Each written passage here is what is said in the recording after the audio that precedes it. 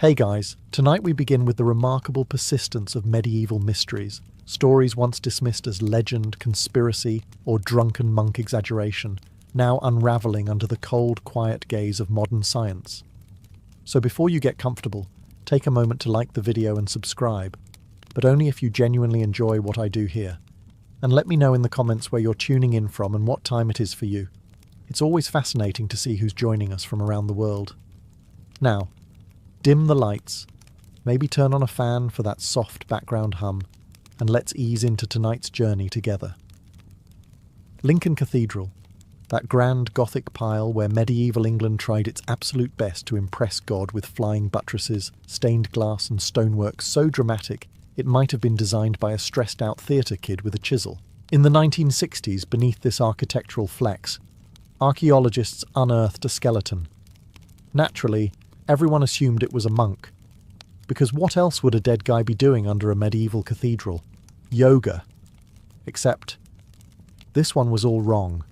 No robes, no sacred trinkets, no dramatic arms crossed in holy resignation pose. He looked less like Brother Gregory and more like Steve who got lost on the way to Canterbury. He was buried face down, with the haphazard grace of someone hidden during a panic. Which, in medieval England, could mean anything from heresy to sneezing too close to the bishop. And then science got involved, specifically isotope analysis, aka bone T reading. Turns out, our mystery skeleton wasn't local at all.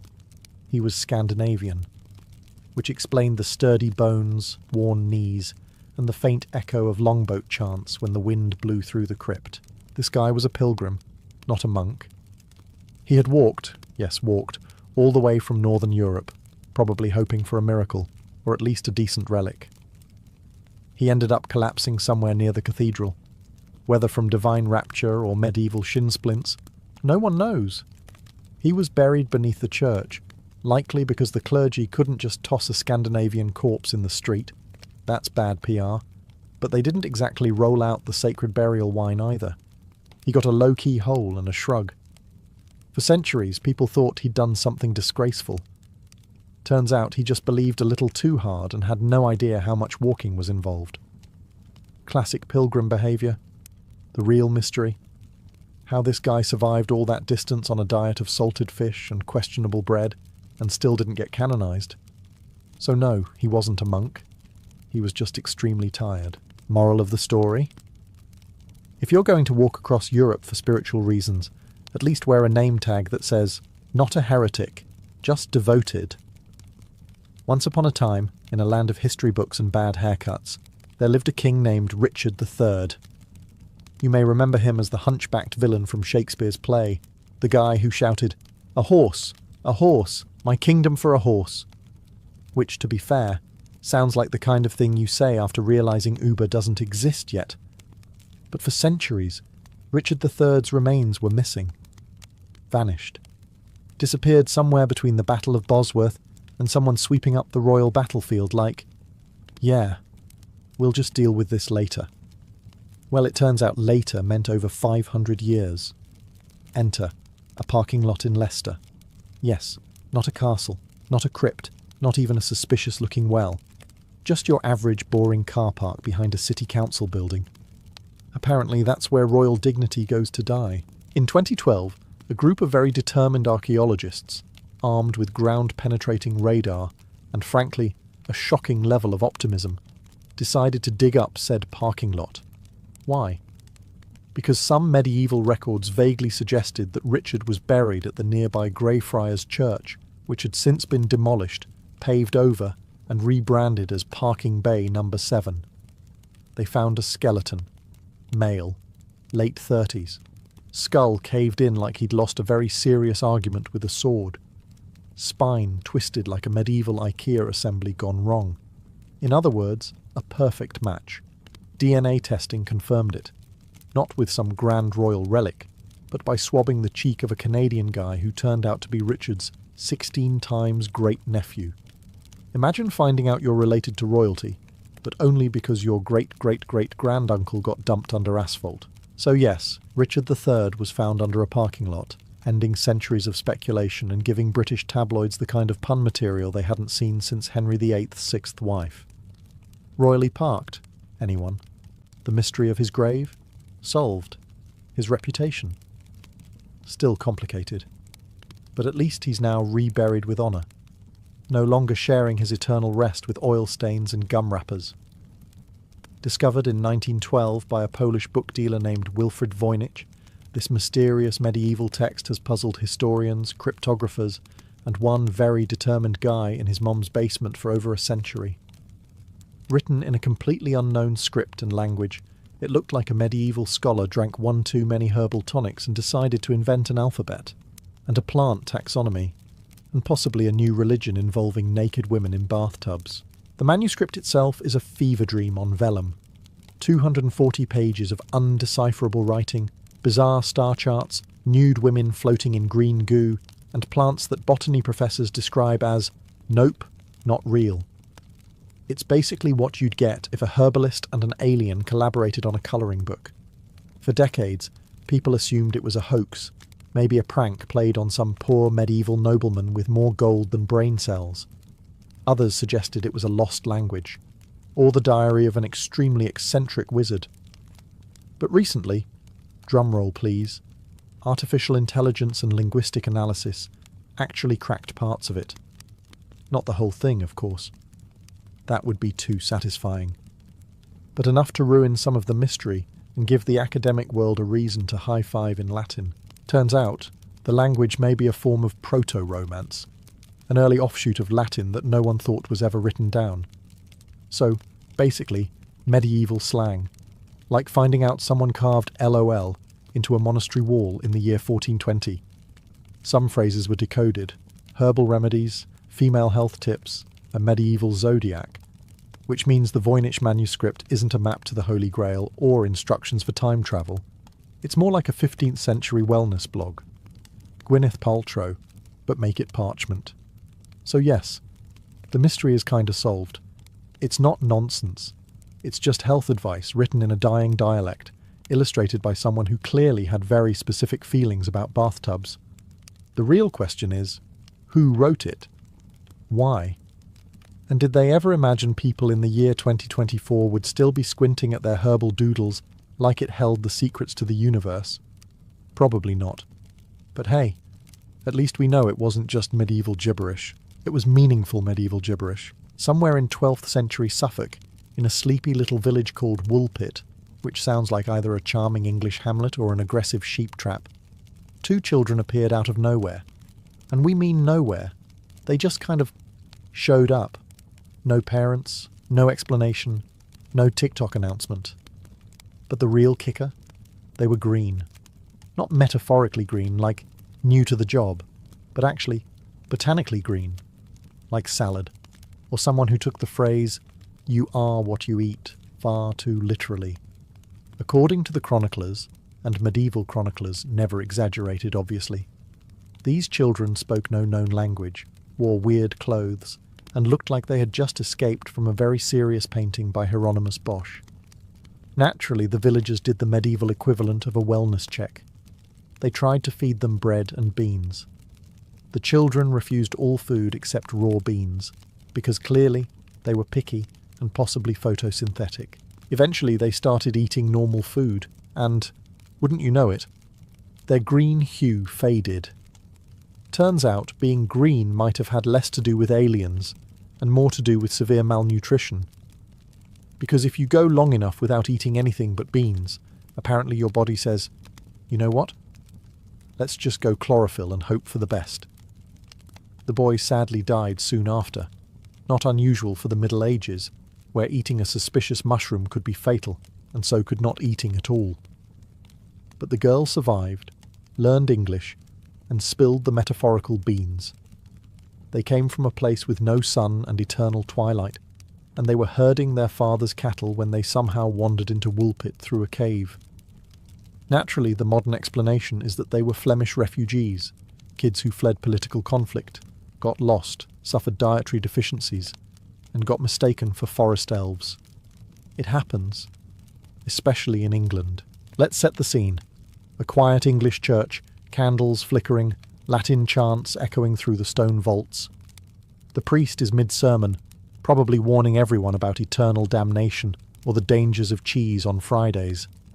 Meanwhile, somewhere in the pews, one peasant teenager is etching a crude doodle of a sword fight on the wall, for posterity, and possibly revenge.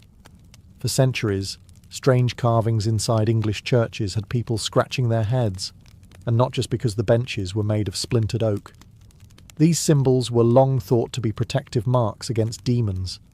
You know, witches' traps, hex wards, circles to confuse evil spirits who apparently failed geometry. Some of the marks do look ominous. Interlocking circles, stars, odd runes, daisy wheels. Yes, daisy wheels. The terrifying flower of doom. Victorian scholars got very excited about these and decided that obviously medieval people were constantly terrified of being dragged to hell by goat-hooved demons during Mass. Which, to be fair, was probably more exciting than the actual sermon. But then came the spoilsports. Modern archaeologists with their laser scanners and rational explanations. After thoroughly documenting over 28,000 pieces of medieval graffiti, they found that, shockingly, many of them weren't demonic in nature at all. In fact, some were just names, or drawings of ships, or swords, or cats.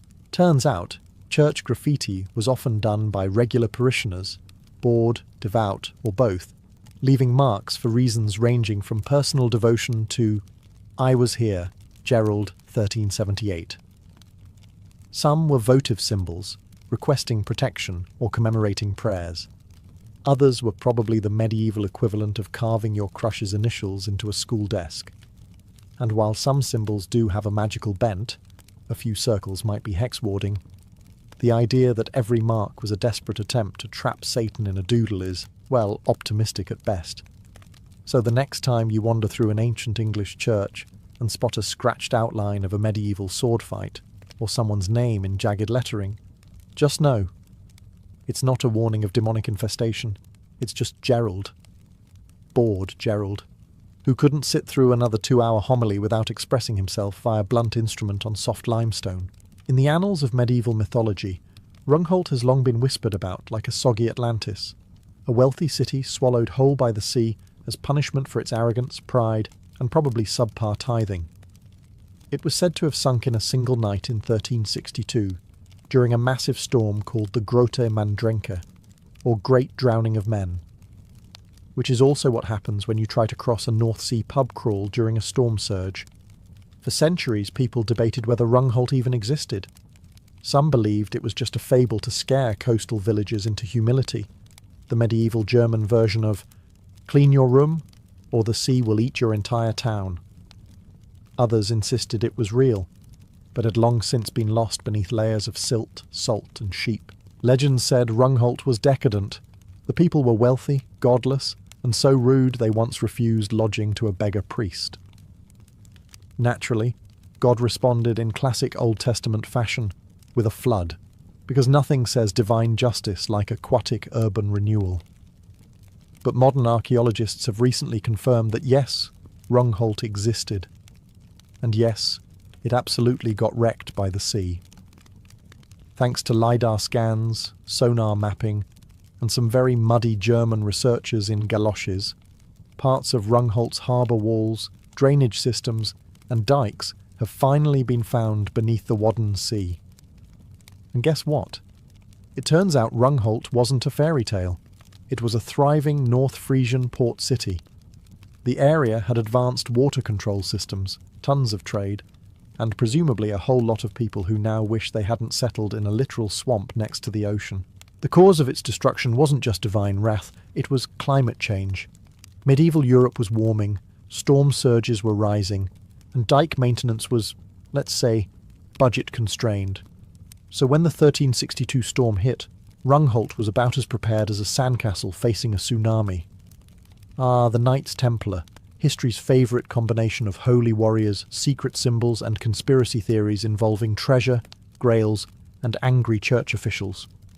So when a cave in Shropshire, England, was discovered containing mysterious carvings, candle niches, and a suspicious lack of wine racks, the internet predictably exploded into Templar confirmed mode. Enter the Cainton Caves, a sandstone network beneath a farmer's field that looks like the set of a very budget medieval horror film, or possibly a dungeon escape room run by monks.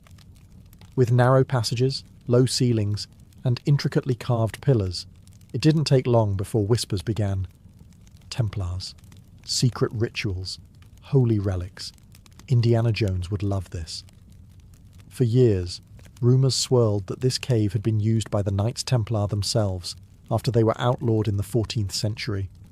Hidden underground, performing forbidden rites, probably whispering Latin prayers while trying not to bump their helmets on the ceiling. The dramatic lighting in photographs didn't help. The place looked like it belonged in a Dan Brown novel, or at the very least, a particularly committed LARP session. But here's where the recent research comes in to ruin everyone's fun. The cave is probably not that old. Most signs point to the structure being 19th century in origin. That's right, Victorian era, which means the Templars were long gone, and the only secret society using this place may have been a group of bored gentlemen with a flair for the theatrical. There were mysterious rituals, of course. Members of fringe spiritualist groups are known to have used the cave in the 20th century. And modern-day pagans, goths, and at least one wedding photographer have all visited for the ambience. So yes, weird things happened in that cave. But not the medieval kind. More the, we're all wearing cloaks and chanting for no clear reason kind. And while it's technically possible the cave repurposed older sites, there's no hard evidence linking it to the actual Templars. No relics, no inscriptions, not even a good old-fashioned sword stuck in a stone. Ah yes, the princes in the tower, a mystery so famous it has its own genre of historical finger-pointing. In the summer of 1483, two royal brothers, Edward V and Richard of Shrewsbury, aged 12 and 9 respectively, vanished from the Tower of London. And not in the got bored and wandered off kind of way, more the likely murdered by political ambition, wearing a fancy doublet sort of vibe. For centuries, everyone had a favourite suspect. Richard III, their charmingly hunchbacked uncle, topped the charts as the likely culprit. After all, he was the one who locked them up for their protection and then mysteriously became king, which is always a suspicious career move. But then you've got Henry VII, who defeated Richard and married the prince's sister, conveniently uniting the family line and ensuring that if anyone asked too many questions, there were no royal nephews left to challenge him. He also may have quietly disposed of the bodies, because why let your rival keep the murder spotlight? Now, fast forward to 1674, when workers at the tower dug up a wooden box under a staircase. Inside? Two small skeletons, suspiciously child-sized, and conveniently unaccompanied by any context or helpful post-it notes. Charles II, never one to overthink things, declared these must be the princes and had them reburied in Westminster Abbey like royal lost luggage. But here's the kicker. Those bones have never been definitively identified. No carbon dating, no DNA testing, just royal vibes and a suspicious staircase. Until now, well, almost. Recent pressure from historians and scientists has pushed the Crown and the Church of England to consider DNA testing the bones, possibly comparing them to known royal descendants. In theory, we could now tell whether the bones belonged to the two York princes, or some poor unrelated medieval kids who got the short end of the architectural renovation stick. The mystery, however, remains unresolved, just barely. The tools are ready. The science is there. The permissions are very British and delayed. But for the first time, we're on the verge of a scientific resolution to a murder mystery older than most castles. Let's set the scene. Strasbourg, Holy Roman Empire, 1518. A woman named Frau Trophea walks into the street and starts dancing. Not fun dancing, not festival dancing, not even wine and regret dancing. No, she danced like her life depended on it. Because according to some witnesses, it might have. Within a week, dozens joined her. Within a month, Reports say up to 400 people were dancing uncontrollably in the streets. Some collapsed from exhaustion. Others suffered strokes, heart attacks, and in at least a few cases, danced themselves to death. Historians call it the dancing plague, which sounds like a rejected Eurovision entry. But the sources are surprisingly consistent. It wasn't a party. It wasn't a flash mob. It was a bizarre, involuntary mass event that left people in serious medical distress. Naturally, the medieval authorities did the logical thing. They built a stage and hired musicians. Because if people are dying from dancing, clearly what they need is a better beat and more cowbell. That'll fix it. But what was this strange epidemic of boogieing doom? For centuries, people guessed wildly. Some said demonic possession. Others blamed hot blood, because medieval medicine had all the scientific rigour of a horoscope. One theory even involved spider bites, which, to be fair, would make me dance too. Today, however, modern scholars lean toward two more plausible explanations: mass psychogenic illness and ergot poisoning. Mass psychogenic illness, as known as group hysteria, can happen in communities under extreme stress. And Strasbourg in 1518, famine, plague, political instability, and all the makings of a society wound tighter than a lute string. Basically, these folks needed therapy and bread, not a stage show. The other theory is ergot, a fungus that grows on rye and produces LSD-like hallucinations. It's the same culprit often blamed for the Salem witch trials. So yes, it's possible these people were tripping hard, and instead of seeing demons, they just felt the irresistible need to groove. Recent re-evaluations of the event suggest a mix of trauma, malnutrition, religious fervour, and possibly toxic bread. A recipe for either a trance state or a medieval EDM festival gone very wrong. Let's talk about a teenage king with leprosy who outlived most of his enemies, ruled with surprising competence, and died young enough to make a rock band jealous. Welcome to the baffling, tragic, and surprisingly dignified story of Baldwin IV, as known as the Leper King of Jerusalem. When Baldwin was diagnosed with leprosy as a boy, everyone assumed he'd die quickly and quietly, preferably off stage and with a generic footnote in history. Instead, he became king at 13, led armies into battle, outsmarted Saladin, and ruled for over a decade, with leprosy, in the 12th century. While everyone around him was busy dying of paper cuts and suspicious cheese. The question that's puzzled historians is, what kind of leprosy did he actually have? Was it really the disfiguring, slow-burning disease we picture from medieval art? Or was it something else? Something exaggerated for political drama, like medieval PR spin? Recent studies suggest Baldwin may have had tuberculoid leprosy, a milder form of Hansen's disease that affects nerves and skin, but doesn't necessarily lead to the full melting face aesthetic. In fact, chronic nerve damage and muscle atrophy could explain why he slowly lost the ability to use his arms and legs, but kept his mind razor sharp. There's also a theory he might have had another neurological disease entirely, something like Charcot-Marie tooth disease, which also causes muscle weakness, limb deformities, and numbness. If true, it would mean that for centuries, people just pointed at a sick teen and yelled, "Leper," the way we now blame Mercury in retrograde. Contemporary accounts describe Baldwin as physically deteriorating, but mentally sharp until the end.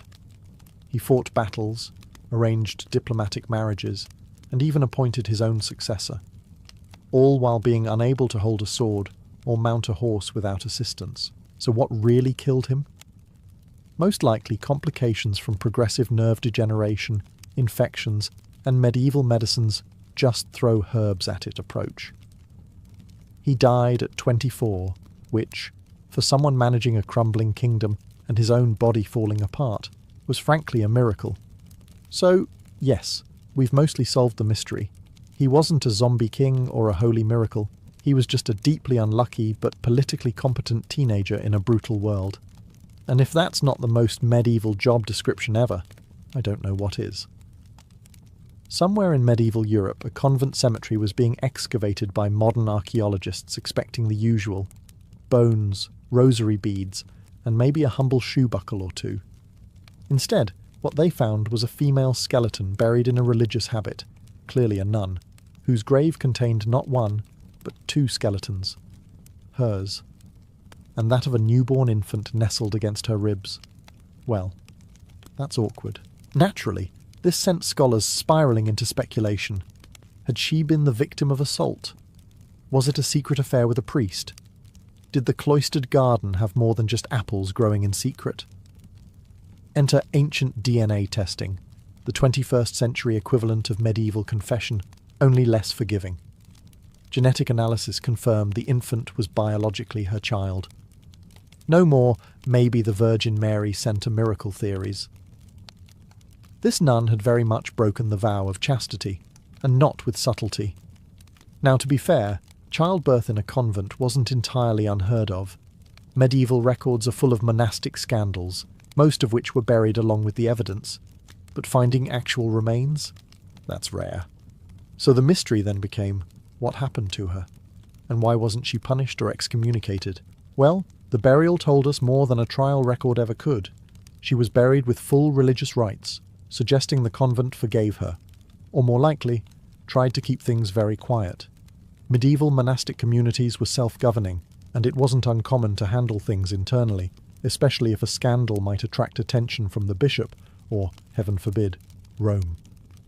Was the child's father a passing knight, a local farmhand, or a particularly persuasive abbot? That part remains unsolved.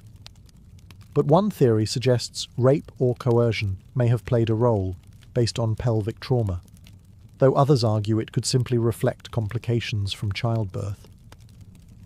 As with all things medieval, the truth is foggy, sad, and smells faintly of incense. What we do know is this: a nun gave birth in secret, died during labour, and was quietly laid to rest. Child in arms, habits intact. And centuries later, DNA analysis pulled her secret back into the light, leaving modern researchers red-faced and medieval ones spinning in their graves. For decades, a bizarre skull found in a medieval European grave had people whispering about aliens, mutants, or possibly a very avant-garde helmet experiment gone wrong. Elongated cranium, weird proportions, haunting sockets, the whole package. If you stumbled across it on a late-night documentary, you'd expect a narrator saying, "Could this be evidence of extraterrestrial visitors?" Short answer, no.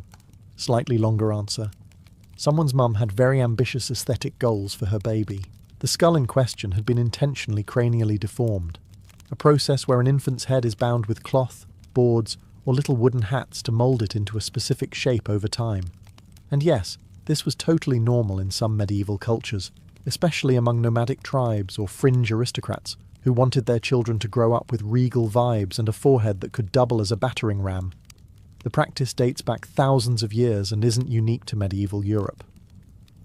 But what made this particular skull famous was the extreme degree of elongation, the eerie preservation, and, let's be honest, our modern obsession with aliens and body horror. It didn't help that for years the skull was housed in a local museum's mystery cabinet, right next to a mummified hand and a taxidermy fox with two heads. Recent advances in forensic anthropology and DNA analysis finally put the mystery to rest. Scientists confirmed the skull belonged to a woman, probably high status, likely part of the Huns, or another steppe group migrating through Europe during the early medieval period. In other words, no UFO, no curse, no alien baby, just an extremely committed mum and a very cooperative baby. The intention wasn't to make them look strange, but beautiful, according to the standards of the time. Think of it as the medieval equivalent of braces, Botox, and a TikTok filter, all applied before your first birthday. And lest you scoff, remember that modern humans still engage in voluntary aesthetic torture: high heels, corsets, eyebrow threading. At least medieval skull shaping came with lifetime results. No maintenance required. So, picture this. Some kid in England is skipping rocks across a lake, probably pretending he's in a video game or being mildly medieval, when suddenly, clunk. His rock hits something. Not a frog, not a boot, a full-blown sword, and just like that, every local news anchor dusted off their Excalibur puns and gave the story more airtime than municipal elections. To be clear, this wasn't King Arthur's sword. That one was allegedly tossed into the lake by Sir Bedivere, and a mysterious hand emerged to catch it, which was a totally reasonable plot point in a time when people believed in dragons and taxes from the church. But back to reality. What the girl found was an actual medieval sword, buried in the lake bed for hundreds of years. It was long, rusted, and, most suspiciously, perfectly shaped like the kind you'd use to defend a muddy castle from Vikings, or to enforce questionable feudal land disputes. Archaeologists stepped in, excited to date the blade and explain its presence in the water. And no, it wasn't Excalibur, but it was a genuine 9th to 11th century weapon, likely of Anglo-Saxon origin. So, what was it doing at the bottom of a lake? Here's where things get squishy. One theory? Ritual deposition. The practice of throwing valuable items into lakes or rivers as offerings to gods or spirits. Think of it as medieval Amazon returns, except the recipient is a deity who lives in algae. Another possibility? Panic dump. Imagine a knight running from battle, realizes he's about to be arrested or robbed, and flings the sword into the lake with the enthusiasm of someone ditching a phone before it incriminates them. Or, and this is the most likely, accidental loss. Medieval people fished, washed clothes, and sometimes fought near lakes. If you've ever dropped your phone in a toilet, you understand how easy it is to lose something valuable to water. Somewhere in the English countryside, tucked between sheep pastures and pubs with names like the Drunken Duck, stand a group of ancient stones ominously named the Whispering Knights. They're part of the larger Rollright Stones complex, a prehistoric circle of megaliths that look like a druid's IKEA set, long abandoned mid-assembly. Now, the knights aren't exactly knight-shaped. They're 5 tall, jagged stones leaning in towards each other, like they're gossiping at the medieval office water cooler. For centuries, locals believed these stones whispered secrets to each other, especially on moonlit nights, or when you turned your back on them like a complete idiot in a horror movie. Folklore insisted they were cursed knights turned to stone for trying to overthrow a king. Naturally, because in medieval Britain, if you so much as jaywalked, someone declared you a statue by divine punishment. The tale was charming, until scientists showed up and, with the finesse of a buzzkill in a fairy tale, said, "Let's study the geology." So what did modern analysis reveal? First off, the stones weren't knights. They were just Neolithic, dating back to 3500 BCE, long before chainmail and grail quests. They're aligned in a way that suggests ritual purpose, possibly astronomical, like so many other megalithic sites. Basically, Neolithic people loved big rocks and pointing them at the stars. You know, as one does. But what about the whispering? Here's where things get fun. Acoustic tests found that sound does behave strangely around the stones. Their shape and position create localized echo chambers, meaning whispers spoken in certain directions bounce and carry in unexpected ways. In a pre-science world, this naturally meant witchcraft, curses, or that the rocks were gossiping about your haircut. So while they're not knights, and they're not whispering juicy medieval secrets, they do serve as proof that our ancestors were deeply fascinated with space, sound, and probably freaking out visitors. Today, the Whispering Knights still lean in like they're sharing the latest scandal. And to be fair, if you've stood next to a mildly suspicious group at a party, you know how unsettling that body language can be. Are they haunted? Probably not. But acoustically suspicious? Absolutely. In medieval Europe, if your body refused to decompose properly after death, you had 2 career options: saint or supernatural menace. There was no third path. If the local priest liked you, congratulations. You were a holy miracle, and possibly getting your own stained glass window. If not, get ready for an exhumation and a wooden stake through the ribcage. For centuries, tales circulated of corpses that just wouldn't rot. Monks, nobles, even ordinary townsfolk occasionally made headlines, well, parchment margins, for staying suspiciously well preserved. The living, naturally terrified of being haunted, blamed the usual suspects: sorcery, demonic possession, or just bad vibes. One particularly strange case took place in a small monastery in Eastern Europe. A nun, quiet, pious, and aggressively average in life, was buried during winter. But when her remains were moved months later, her body was found completely intact. Cue whispers of sainthood, candlelight vigils, and at least one terrified kitchen boy fainting on the spot.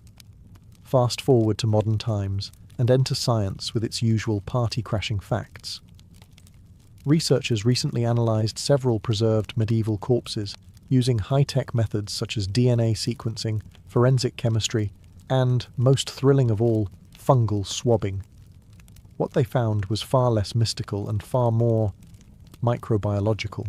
Turns out, under the right conditions, a body can dehydrate rapidly, especially in cold, dry crypts, which essentially mummifies the remains. This natural preservation, called saponification in some cases, where fat turns into a waxy soap-like substance, can happen without any embalming, curses, or divine intervention. Just good old physics and fungi. As for our holy nun, she was buried during a harsh winter in a particularly airy stone crypt with lime-packed soil, nature's walk-in freezer, no demons, no miracles, just a medieval version of vacuum-sealing leftovers. The best part? While the village once lit candles in her honour, modern analysis revealed her diet consisted almost entirely of pickled fish and rye porridge. So not exactly the stuff of sainthood. But her story reminds us how easily the line between miracle and microbiology gets blurred, especially when people are bored, scared, and living in a time when leeches were considered advanced medicine. When people think of Victorian crime solving, the image that often comes to mind is a man in a bowler hat, coat collar turned up, magnifying glass in hand, prowling the foggy streets of London. While fiction gave us Sherlock Holmes, reality gave us Scotland Yard. The Metropolitan Police was founded in 1829 by then Home Secretary Sir Robert Peel, but it wasn't long before a special branch of detectives was needed. Ordinary constables could keep the peace, but London was swelling into a metropolis of millions, and with it came daring jewel heists, fraud schemes, and brutal murders. These were crimes too complex for a nightstick and a lantern. In 1842, a small detective branch was created at Scotland Yard, just 8 plainclothes officers who were not easily trusted. To the Victorian public, detectives seemed almost criminal themselves. They didn't wear uniforms, they snooped around in taverns, and they infiltrated gangs by disguising themselves. Newspapers sneered at them as spies and slinkers in the shadows. Respectable citizens worried that detectives blurred the line between lawman and lawbreaker. And yet, when a crime truly baffled the public, everyone turned to Scotland Yard. The early detectives had to prove their worth by solving cases that ordinary policing couldn't touch. They pursued master thieves who specialised in safe-cracking and art theft, tracked down notorious swindlers who preyed on the gullible with elaborate cons, and even uncovered political conspiracies during a time when fears of revolution simmered across Europe. They were, in effect, pioneers of professional detective work in Britain, though their methods were a mixture of instinct, street smarts, and slowly emerging science. What made Scotland Yard's detective branch remarkable was its transformation from a distrusted experiment to a symbol of authority. By the 1860s and 70s, the Yard men were appearing in courtrooms with evidence that carried more weight than mere rumour. Their work shaped the public's idea of what a detective should be: methodical, sharp-eyed, and unyielding. The Yard's reputation was cemented by high-profile cases like the pursuit of the garroters who strangled victims in dark alleys, or the hunt for conmen who impersonated aristocrats to rob banks. Though they began in suspicion, Scotland Yard detectives became indispensable. By the late Victorian era, they were not just men in plain clothes.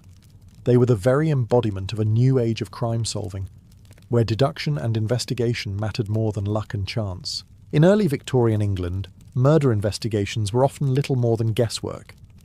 A coroner might inspect a body quickly, listen to a few witness statements, and declare a cause of death that satisfied the jury.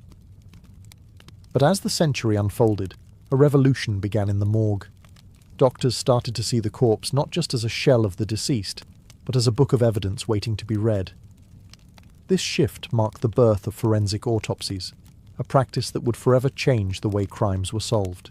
The idea was simple yet groundbreaking. The body itself could testify.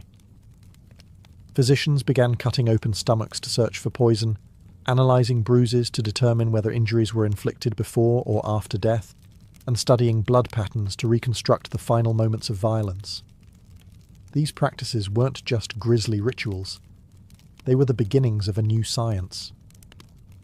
Toxicology emerged as one of the most important fields. Arsenic, known as the inheritance powder for its popularity among would-be heirs, was suddenly detectable through chemical testing. For the first time, a murderer could be undone not by confession or rumour, but by science. The public followed these developments with a mix of fascination and horror. Courtrooms buzzed with excitement when medical experts delivered their findings, brandishing vials and describing chemical reactions that revealed invisible poisons. Newspapers eagerly reported on such cases, turning scientific testimony into a kind of theatre. Suddenly, the grim business of dissection became part of everyday conversation. People realised that crimes once thought unsolvable could now be proven with evidence that could not lie. But the new methods were not without controversy. Many Victorians were deeply uneasy about the desecration of the body, still holding religious or superstitious fears about dissection. Others questioned the reliability of doctors. Could a man in a lab coat truly be more trustworthy than an eyewitness? Mistakes did happen. In some trials, expert witnesses contradicted one another, confusing juries and feeding skepticism. Yet, despite resistance, forensic autopsies slowly gained acceptance. By the latter half of the century, they had become indispensable to criminal investigations. Inquests were no longer just community rituals of judgment. They were stages where science spoke louder than rumour. The autopsy transformed death from a mystery into a source of hard evidence. In doing so, it gave Victorian detectives a powerful ally, proof drawn not from hearsay, but from the silent testimony of the dead. For most of history, proving someone's identity in a criminal case was an unreliable business. Suspects could lie, witnesses could misremember, and even photographs, though emerging in the Victorian age, were far from foolproof. A clever criminal could simply change his name, grow a beard, or vanish into the fog. But in the late 19th century, a tiny detail, no larger than a fingertip, reshaped the future of crime solving. Fingerprinting was born. The idea that fingerprints were unique was not entirely new. Ancient civilizations had noticed patterns on the fingers, but it was Victorian science that transformed curiosity into proof. In the 1880s, Sir Francis Galton, a cousin of Charles Darwin, began studying fingerprints in detail. He categorized the whorls, loops, and arches that made each print distinct. Galton's work wasn't just academic. It laid the foundation for a system of identification that could stand in court. His studies showed that the odds of two people sharing the same fingerprint were astronomically low, making it the perfect marker of individuality. The first practical use of fingerprints in Britain came in the 1890s, when Sir Edward Henry, then Inspector General of Police in Bengal, developed a classification system that allowed prints to be stored, compared, and retrieved quickly. Known as the Henry system, it was soon adopted by Scotland Yard. Suddenly, identity was no longer based on memory, description, or luck. It was etched permanently in the ridges of a hand. The first major breakthrough came in 1902, just as the Victorian era was ending. A burglar named Harry Jackson was convicted when his fingerprint, left on a freshly painted windowsill, matched the record held by police. It was a quiet revolution. No confessions, no eyewitnesses, just science. The newspapers hailed it as the dawn of a new age, where even the most careful criminal could be betrayed by his own skin. The cultural impact was enormous. To Victorians accustomed to uncertainty, fingerprinting seemed almost magical. as if the body itself carried an unshakable truth. Yet it also carried a chilling message. No matter how clever, no one could escape the forensic eye of the modern police. Fingerprinting bridged the gap between instinctive detective work and hard science. By the century's close, it stood as one of the most powerful tools of identification, a symbol that crime-solving had stepped out of folklore and into the laboratory. Before the Victorian era, catching a repeat offender often relied on memory. Constables might remember a bad character by sight, or victims might try to describe a thief's features, but such methods were fallible. A clever criminal could change his clothes, adopt a new name, and vanish into anonymity. The Victorians, obsessed with cataloguing and classification, sought a better way. Thus emerged two revolutionary tools, the mugshot and the criminal record. Photography was still new in the mid-19th century, but police forces quickly saw its potential. By the 1860s, mugshots were being taken in police stations across Britain. These stark, emotionless portraits, front-facing and profile, were designed not to flatter, but to capture. For the first time, a criminal's face could be permanently stored and compared, no matter how many disguises he tried. Newspapers sometimes reprinted mugshots, much to the horror of respectable Victorians who feared the spread of rogues' galleries. Still, the images gave detectives an edge. A face once forgotten could now be remembered forever, but photographs alone weren't enough. Enter Alphonse Bertillon, a French police officer whose system of anthropometry fascinated the Victorians. Bertillon argued that every human body was unique and measurable: arm span, skull length, ear size. By recording these details alongside a mugshot, police could identify repeat offenders with scientific precision. His methods spread to Britain, where Scotland Yard experimented with meticulous record-keeping. Though later replaced by fingerprinting, Bertillon's system marked the first real attempt to turn the human body into data. The creation of criminal records also reflected the Victorian love of order. Index cards and registers meticulously noted aliases, crimes, and sentences. Detectives could trace a suspect's history across years and cities, building patterns of behaviour. This transformed policing from reactive to proactive. Officers were no longer dealing with isolated crimes, but tracking criminal careers. The cultural significance was profound. For the first time, society grappled with the idea that crime could be studied scientifically, that criminals could be classified much like plants in a botanical garden. To reformers, records promised fairness, evidence over gossip. To critics, they hinted at surveillance and the erosion of privacy. By the end of the century, the criminal record was an institution. With mugshots and files in hand, detectives had built an early database of human misdeeds, one that foreshadowed the information-driven policing of the modern world. If one crime terrified Victorians above all others, it was poisoning. Unlike a pistol shot or a knife wound, poison was invisible, silent, and often delivered at the dinner table by someone trusted. Arsenic, dubbed the inheritance powder, was cheap, tasteless, and available in every chemist's shop. In a society where life insurance was on the rise and family fortunes were tempting, poisoning became the crime of choice for the cold-blooded. The police desperately needed science on their side, and chemistry answered the call. The turning point came in 1836, when English chemist James Marsh devised the Marsh test, a reliable method to detect arsenic in the body. For the first time, prosecutors could present hard scientific evidence of poisoning, rather than relying on circumstantial tales of suspicious tea or sudden illness. The test became famous after a series of sensational trials, where jurors leaned forward in awe as experts demonstrated how a trace of arsenic could be revealed through chemical reaction. Marsh's method turned the laboratory into a courtroom weapon. The Victorians soon demanded more. Other chemists developed techniques to detect strychnine, cyanide, and opium derivatives. Toxicology emerged as a new discipline, and medical experts became indispensable allies to Scotland Yard detectives. It was no longer enough to have a confession. Now the evidence had to be proven, tested, and explained. Murderers who once counted on their cunning were suddenly betrayed by the contents of a victim's stomach, or the sediments in a teacup. These scientific triumphs were not without controversy. Defense lawyers often attacked chemists as charlatans, claiming their tests were flawed or their motives biased. Indeed, early toxicology was still imperfect, and mistakes sometimes sent innocent people to the gallows. Yet with each case, public fascination grew. The Victorian press delighted in publishing the details of chemical tests, turning the science of death into dinner-table conversation. The battle against poisoners also reshaped everyday life.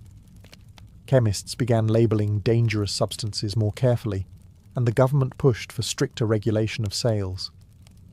Murderers found it harder to obtain their favourite weapon, though some still tried. The era's fascination with poison gave rise to countless sensational novels and penny dreadfuls, where villains wielded chemistry like black magic. By the late 19th century, forensic chemistry had secured its place in the arsenal of Victorian crime-solving. With each test tube and reaction, science chipped away at murder's cloak of invisibility, proving that even the most subtle crime could leave behind undeniable traces. Before the Victorian age, murder investigations often began with chaos. Crowds would trample through alleys, neighbours rifled through belongings, and policemen themselves sometimes disturbed crucial evidence without realising it. A bloody footprint might be wiped away, a weapon handled by curious hands, and the truth of what had happened forever lost. It was during the 19th century that investigators began to grasp an essential idea. The crime scene itself was a witness. One of the most famous examples was the case of Jack the Ripper in the late 1880s. Though the killer was never caught, the Scotland Yard detectives working Whitechapel's streets tried to apply new methods of observation, cataloguing wounds, sketching crime scenes, and comparing patterns. While their efforts were often hindered by public hysteria and poor lighting, these cases demonstrated the growing importance of preserving the environment of a crime. The Ripper murders, gruesome as they were, forced Londoners to understand that solving crimes required more than catching a suspect. It demanded careful analysis of place and circumstance. Photography soon joined the toolbox. By the 1860s, police forces were beginning to photograph not just criminals, but also crime scenes. Images captured the exact position of bodies, the placement of weapons, and the state of a room before anything was moved. This was revolutionary.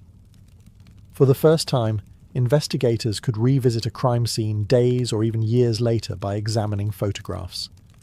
They could present visual proof to courts and compare details that might otherwise be forgotten. The practice of collecting physical evidence also emerged. Fibres, hair, and even soil samples began to be considered significant. While Victorian scientists did not yet have the tools to analyse DNA or microscopic particles, they recognised that such materials might one day speak volumes. The principle was simple but powerful. Every crime leaves traces. Of course, the process was imperfect. Crime scenes were still compromised, often by sheer curiosity from bystanders or the press. Even police officers struggled to resist tampering with evidence. Yet the seeds of modern forensic protocol had been sown. Investigators learned to mark, measure, and record, rather than disturb. By the end of the Victorian century, the crime scene had evolved from a muddled mess into a structured space of inquiry. Detectives were no longer just chasing suspects. They were reading the silent story written in bloodstains, footprints, and scattered objects. This new awareness elevated the investigation from rumour and instinct to something approaching modern science. By the mid-Victorian era, the detective was no longer just a plainclothes officer lurking in the shadows. He was becoming a cultural icon.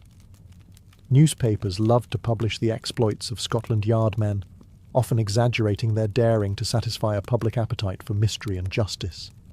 At the same time, literature seized on the figure of the detective and transformed him into something larger than life.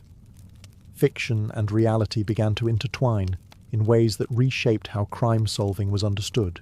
Charles Dickens was among the first to popularise the detective. Fascinated by crime and the underworld of London, he often accompanied Scotland Yard officers on patrols. His novels, filled with sharp-eyed characters who sniffed out secrets, prepared readers for the idea that deduction could be an art. Soon after, Wilkie Collins introduced Sergeant Cuff in The Moonstone, 1868, a character modelled on real-life detectives. Cuff was methodical, eccentric, and brilliant at noticing details others missed, a clear ancestor of the world's most famous sleuth, Sherlock Holmes. Arthur Conan Doyle's Holmes, debuting in 1887, was a product of his age, half scientist, half magician. Holmes employed magnifying glasses, chemical tests, and deductive reasoning in ways that mirrored the genuine advances of Victorian policing. Yet he was also everything the public wanted detectives to be: cool under pressure, disdainful of fools, and always one step ahead. While Scotland Yard men admired Holmes, they also resented him. Readers often assumed the fictional detective was more capable than the real ones.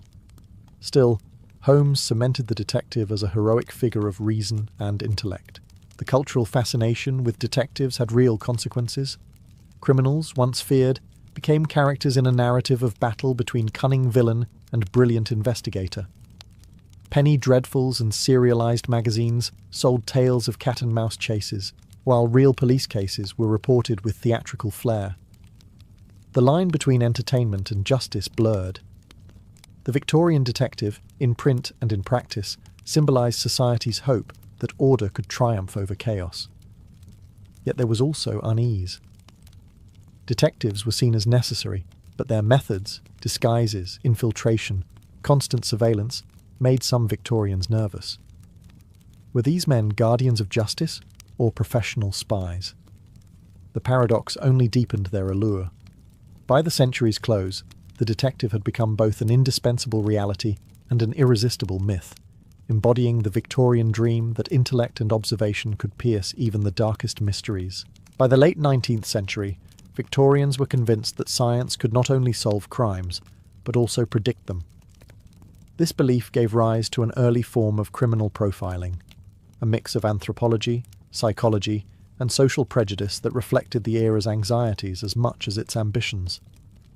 In an age haunted by urban poverty, violent crime, and the spectre of Jack the Ripper, the idea that one could identify a criminal simply by studying his face or skull was both comforting and terrifying.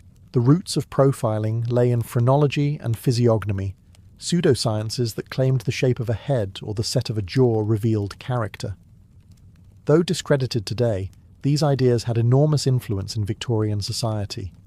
Men like Cesare Lombroso, an Italian criminologist, argued that criminals were atavistic throwbacks to earlier stages of human evolution, recognizable by sloping foreheads, large jaws, or asymmetrical features.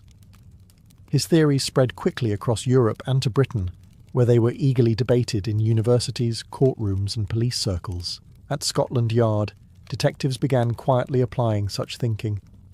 They were urged to look not just at what a suspect had done, but at what sort of person he was. The Ripper murders in Whitechapel, with their savage brutality, encouraged speculation that the killer must be foreign, insane, or both. Doctors provided psychological sketches of what type of man might commit such acts: solitary, resentful, prone to sexual deviance. While these sketches were crude, they marked the first attempts at understanding criminal behaviour in psychological terms. Profiling also reflected wider Victorian fears. The rapid growth of cities created slums that many middle-class citizens viewed as breeding grounds for vice. Criminal anthropology seemed to confirm these prejudices, painting the poor and immigrant populations as biologically predisposed to crime. Social reformers embraced such theories as justification for controlling or monitoring the urban underclass. Thus, profiling was as much about reinforcing social boundaries as it was about catching killers. Still, amidst the pseudoscience, there were glimmers of genuine progress. Detectives learned to study patterns of behaviour, repeat offenders often struck in similar places or under familiar conditions. Criminal psychology, however crude, nudged investigations toward understanding motive as well as method. By the end of the Victorian era, profiling had become a controversial but enduring tool.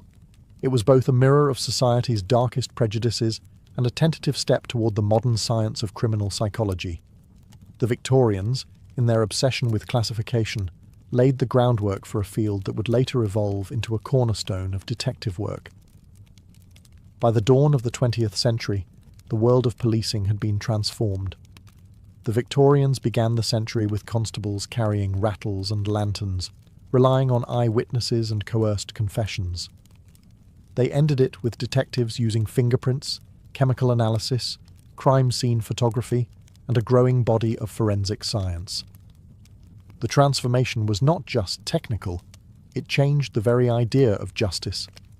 For the first time in British history, solving crime became less about luck and confession, and more about evidence, science, and procedure. Scotland Yard stood at the heart of this transformation. Its plainclothes detectives, once distrusted as spies, became symbols of modern policing. Their methods inspired admiration abroad, from Paris to New York, where police forces began adopting British practices. Even when cases ended in failure, such as the unsolved Jack the Ripper murders, the public recognised that detectives had tried to apply systematic reasoning rather than superstition or mob justice. This approach marked a decisive step toward professionalism. Victorian innovations also left an enduring cultural legacy. Literature, theatre, and newspapers turned detectives into heroes of rationality. Sherlock Holmes embodied not only the spirit of deduction, but also the Victorian belief that science could conquer mystery. Readers thrilled at the idea that even the darkest crimes could be unravelled by observation and intellect.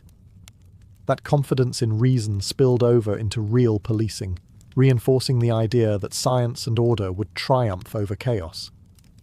But the legacy was not without shadows. Profiling and early criminology, while pioneering, often reinforced social prejudices against the poor, immigrants, and the mentally ill.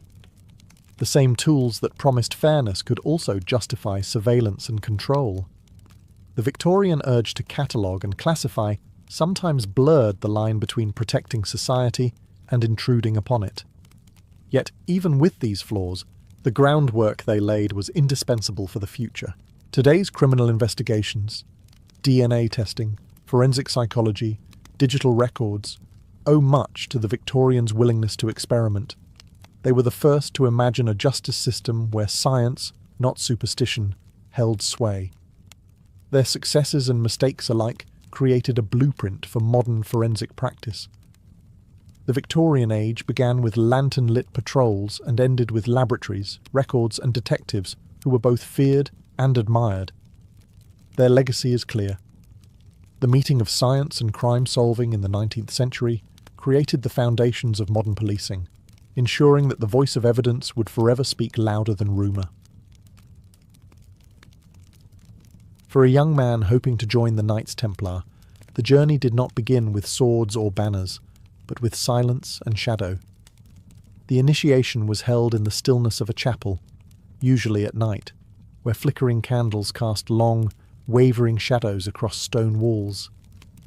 The solemn setting was meant to overwhelm the senses, to remind the candidate that he was stepping out of the world of common men and into a life bound by mystery, obedience, and eternal vigilance. Before the ceremony even began, secrecy was emphasized. The initiate was led away from his companions, questioned privately by senior knights, and warned that the vows he was about to take would bind him for life. There could be no turning back. Witnesses were restricted, and no outsider was ever allowed to observe. This veil of secrecy gave the rituals an almost theatrical weight, and it also fueled centuries of speculation. The candidate was then brought before the assembled brothers, kneeling on cold stone in front of the altar. The Grand Master or presiding officer would ask a series of searching questions. Was the man free from debt?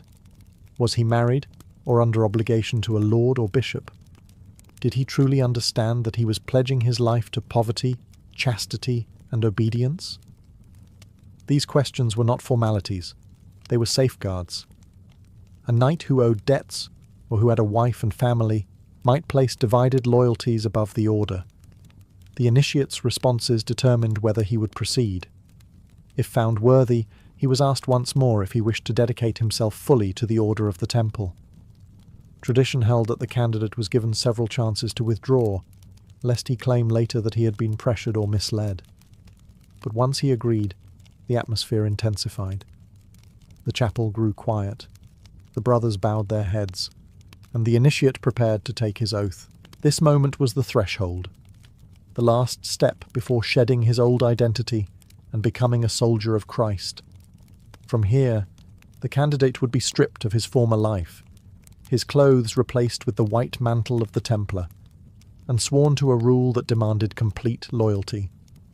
The solemnity of the setting ensured that, when the words of the oath were finally spoken, they carried the weight not only of ritual, but of destiny. Once the initiate had been examined and accepted, the heart of the ceremony began, the taking of the sacred oath. He was led to kneel again before the altar, the dim candlelight glinting off the steel and silver of the assembled knights. This was no casual promise, but a binding contract, one that fused the spiritual vows of the monastic life with the martial discipline of the warrior. Poverty, chastity, and obedience, these were the pillars upon which the order stood, and they would define every aspect of the initiate's future. The vow of poverty was the first, and perhaps the most difficult for many knights to accept. These were men often born into noble families, accustomed to wealth, land, and retainers. By pledging poverty, the initiate renounced all worldly possessions. Any wealth he possessed was turned over to the order, which would now provide for him in common. He would own nothing, not even his sword, which was regarded as belonging to Christ and his order.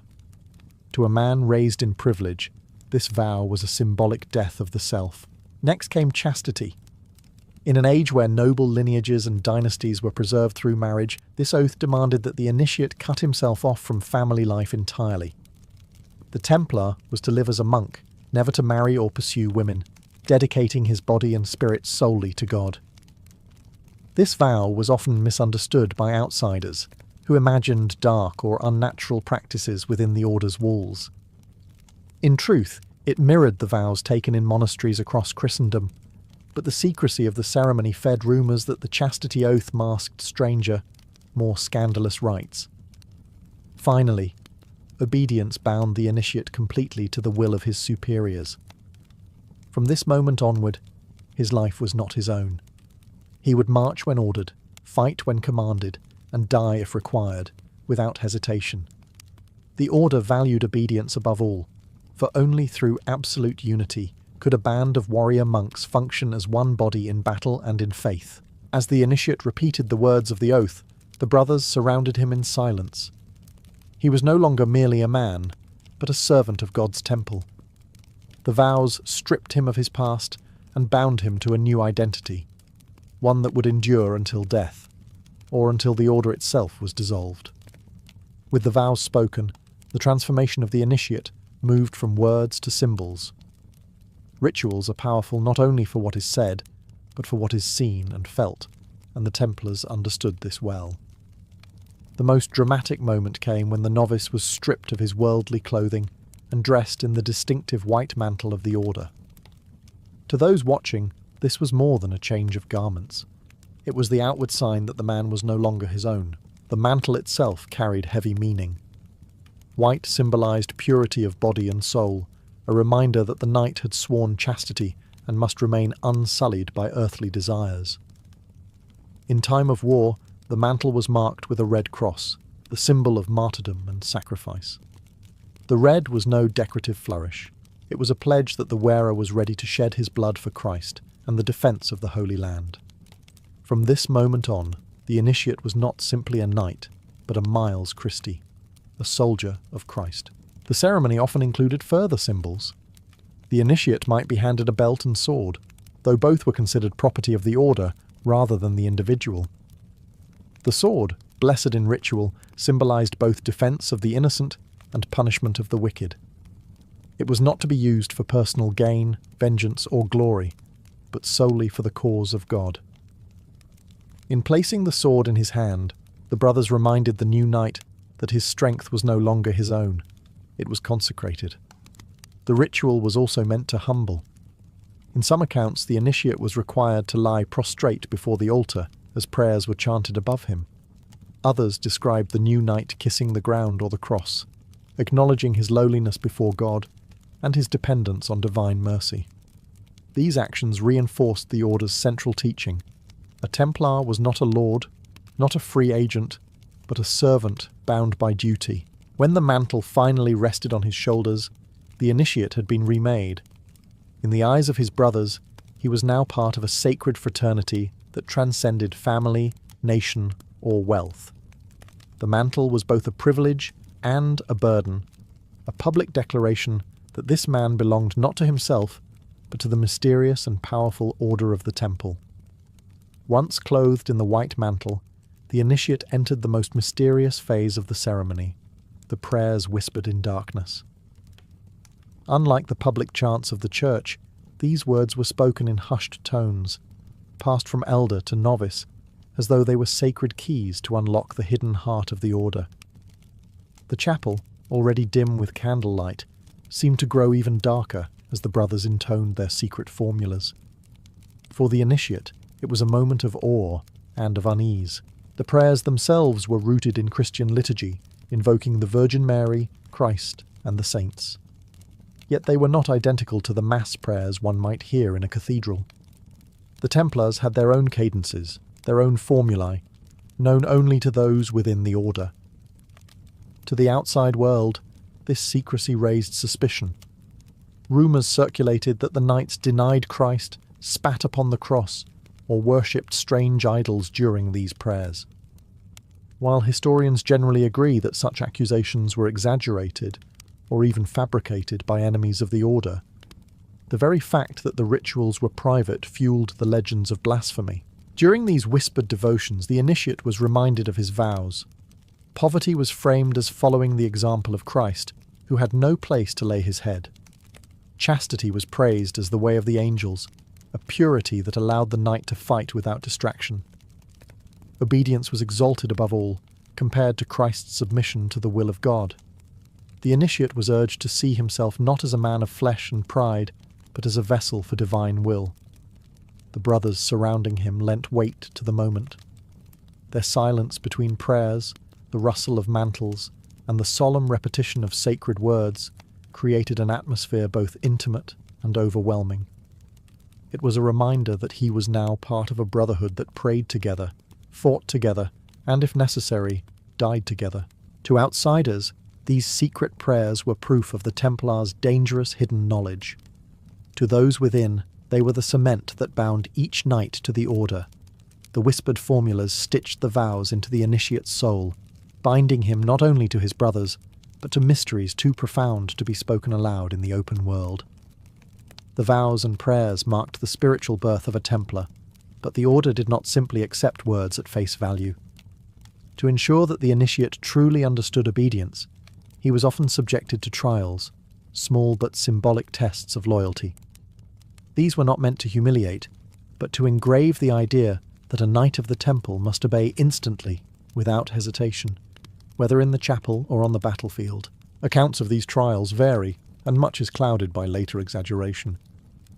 Some chronicles describe an initiate being commanded to perform a task on the spot, perhaps to kneel for a prolonged time, to remain silent while others mocked him, or to accept a symbolic act of humiliation. Such exercises reminded the novice that pride and independence had no place within the brotherhood. If he could not surrender his will in a simple act, how could he be trusted to hold the line in the chaos of war? Other trials were sterner. A recruit might be asked a final time whether he truly wished to stay, while the brothers pressed him with warnings of hardship. Battles without end, a life without possessions, the constant risk of martyrdom.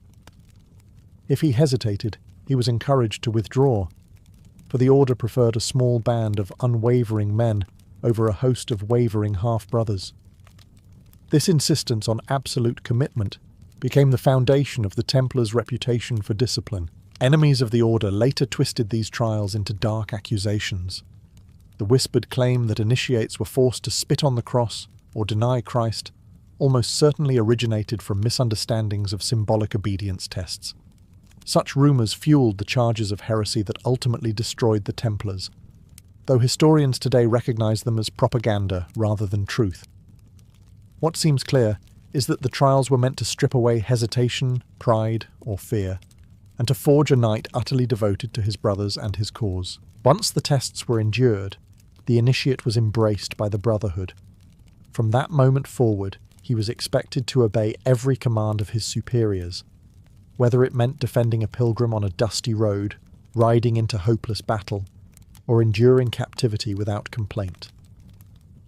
In the Templar vision of loyalty, obedience was not weakness, but strength, the binding force that allowed hundreds of men to act as one body, wielding the will of God as their weapon.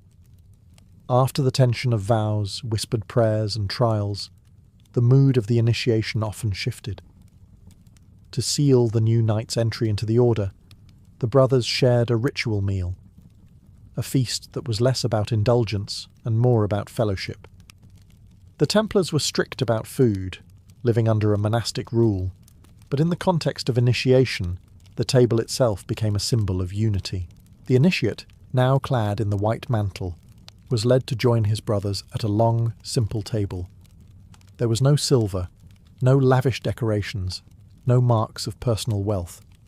The order ate from common dishes, a deliberate sign that all possessions were shared and no man stood above another. Meat was rare in their diet, allowed only on certain days, so the fare often consisted of bread, beans, vegetables, and watered wine. Yet for the new knight, sitting among men who had fought at Jerusalem, Antioch, or Acre, the meal carried a weight beyond the food itself. The ritual feast also reinforced discipline. The Templars followed strict rules even in dining. Silence was kept, readings from scripture accompanied the meal, and no knight was permitted to glance at another's portion with envy. Eating was a sacred act, reminding the order that even the smallest daily routines were done in service to God. For the initiate, it was a lesson in humility. He was not joining a band of glory-seeking warriors, but a disciplined brotherhood bound by rule. There was also joy in this moment. While the vows and trials tested the initiate's resolve, the feast welcomed him fully as a brother. Here he was no longer an outsider, but part of the company, breaking bread with men who had sworn the same oaths and endured the same sacrifices. The act of sharing food was itself a ritual of trust, for knights at table were knights at peace. To outsiders, tales of Templar banquets became distorted into rumours of secret feasts where heresy was practiced in shadow. In reality, these meals were austere, monastic, and symbolic. They were the opposite of indulgence. They embodied unity and discipline. The feast reminded the initiate that from this day onward, every action, from prayer to battle to breaking bread, was done in the company of his brothers and under the gaze of God. Among all the vows spoken by a new Templar, few carried as much weight as the oath of secrecy. Poverty and chastity set him apart from the world, obedience bound him to his brothers, but secrecy shielded the order itself.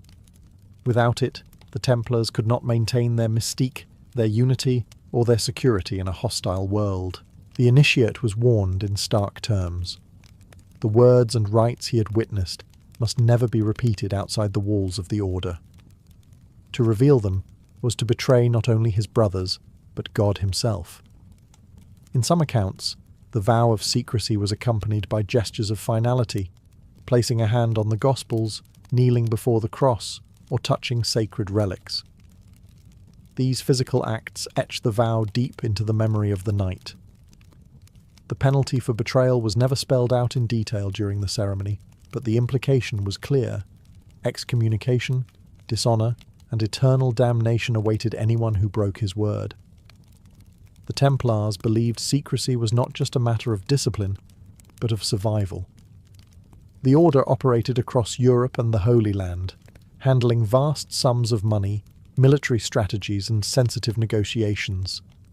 If such matters slipped into the wrong hands, be they kings, rival lords, or enemy armies, the results could be disastrous. It was this cloak of secrecy that fed suspicion among outsiders. Because the rites were hidden, rumours flourished. Whispers spread that the knights worshipped strange idols, spat on the cross, or engaged in obscene rituals behind closed doors. The very oaths that were meant to protect the order ended up painting it as sinister in the imagination of its enemies. Centuries later, these accusations would be weaponized in trials that led to the destruction of the Templars. For the initiate, however, the vow of secrecy was not sinister, but sacred. It marked him as a guardian of mysteries, trusted by his brothers and bound to them in silence. It was a reminder that the order lived not for the world's approval, but for God's command. By swearing secrecy, the Templar crossed a final threshold.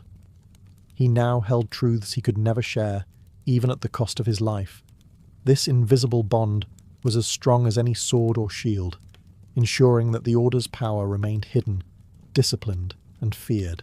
As the secrecy vows faded into silence, the initiation turned toward its final sanctification. What had begun as a questioning of loyalty and a stripping of worldly ties now shifted into a moment of blessing. The chapel filled not with whispers of secrecy, but with the solemn cadence of prayer as the brothers called upon God to consecrate the life of their new companion. The presiding master often laid his hands upon the initiate's head or shoulders, invoking divine protection and strength. These blessings were drawn from the language of the church, but tailored to the martial vocation of the order. The knight was prayed over as both monk and soldier, a defender of pilgrims, a scourge of infidels, and a vessel of Christ's will on earth. In some accounts, psalms were sung, chants of victory and steadfastness, echoing like the hymns sung by monks at midnight vigils. The initiate was also reminded of the spiritual promises bound up in his vows. Poverty would not mean deprivation but freedom, for by surrendering wealth he gained a treasure incorruptible. Chastity was framed as a gift of purity, raising him above worldly distraction so that his heart could remain wholly fixed on God. Obedience, the hardest vow of all, was described as the very path Christ himself had walked, submitting even unto death. By embracing these disciplines, the Templar was promised the ultimate reward: salvation, the crown of martyrdom, and eternal fellowship with the saints. At this stage, the language often grew martial. The initiate was told that he now bore the armour of faith and carried the sword of the Spirit. His life was no longer his own. It was a campaign under the command of the heavenly King. Should he fall in battle defending the Holy Land, his death would not be in vain but counted as a martyr's victory. This promise made the risks of the battlefield not merely tolerable, but holy. The blessings ended with a final charge: to live uprightly, to guard the weak, and to uphold the honour of the temple. The assembled brothers then responded with prayers of welcome, sealing the initiate not only to vows of duty, but to a vision of eternal reward. From that moment onward, his path was marked not by chance, but by destiny, sanctified by both ritual and divine promise. With vows spoken, mantle bestowed, and blessings given, the final act of initiation bound the new knight not only to God, but to his brothers. This moment was less about ritual words and more about human connection, the embrace of fraternity that turned the initiate from an outsider into one of the order's own. The senior knight, often the master or commander of the house, would step forward and welcome the initiate with the kiss of peace, a gesture drawn from monastic tradition and the wider church. It was usually given on the cheek or shoulder, a sign of equality and reconciliation. One by one, the other knights followed suit, offering the same embrace. For the new member, this was a powerful signal. He was no longer alone, no longer a stranger kneeling in shadows. He now shared the same destiny as every man in that chapel. The ceremony closed with words of brotherhood. The initiate was reminded that the temple was a family, stronger than blood, bound together in prayer and battle. From this day forward, he was to eat at their table, ride under their banner, and share both their hardships and their glories.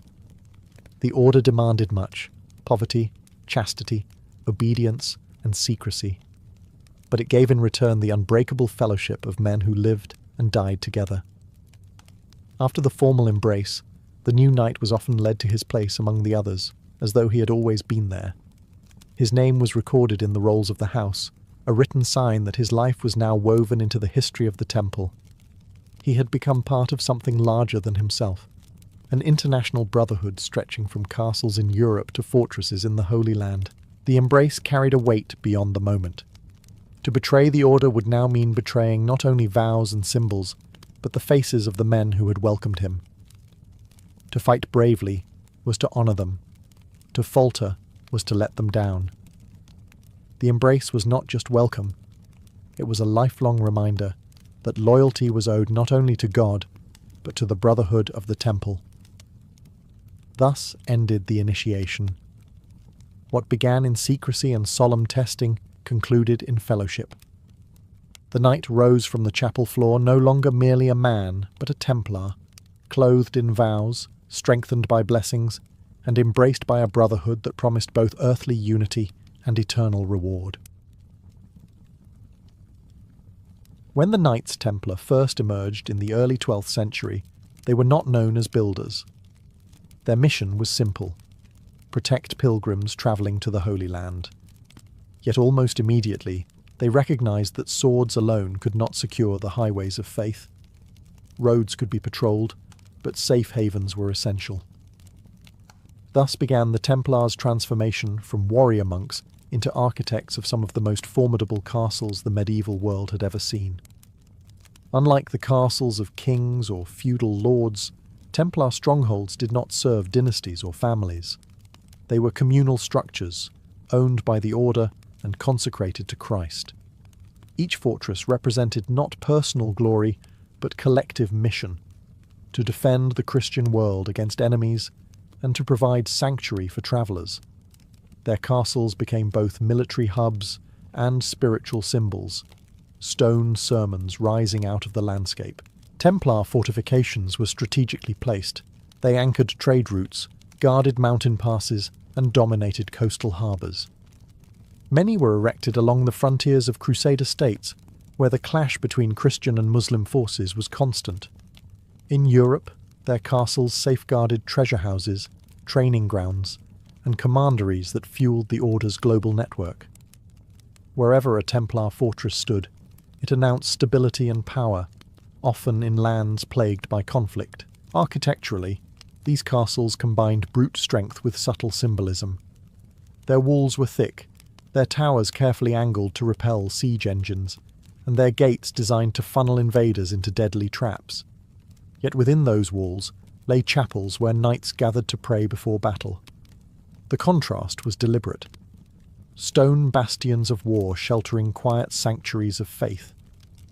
Every fortress, from the deserts of Syria to the green hills of Portugal, embodied the dual identity of the Templar, monk and soldier.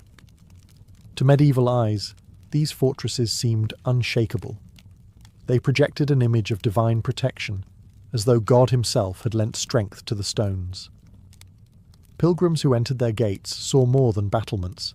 They saw a vision of the church militant, unyielding before the storms of war.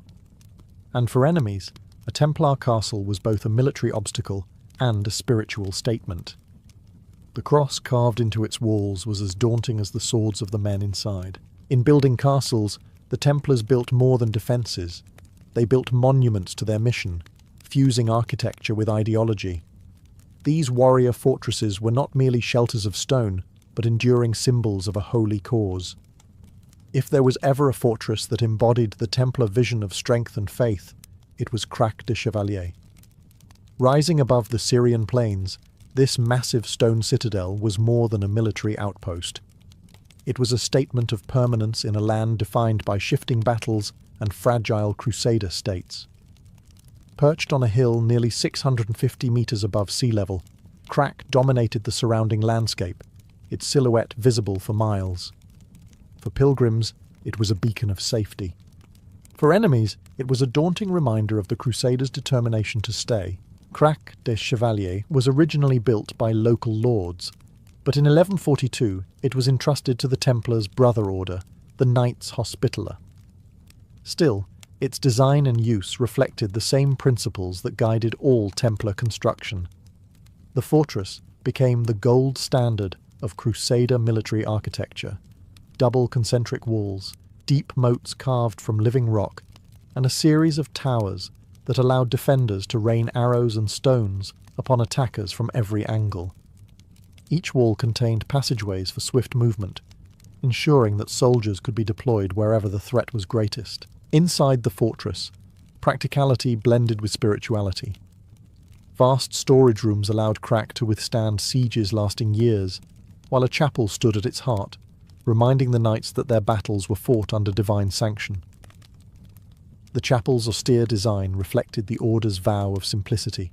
No gilded ornaments, no flamboyant decoration, only the stark beauty of stone and the glow of candlelight.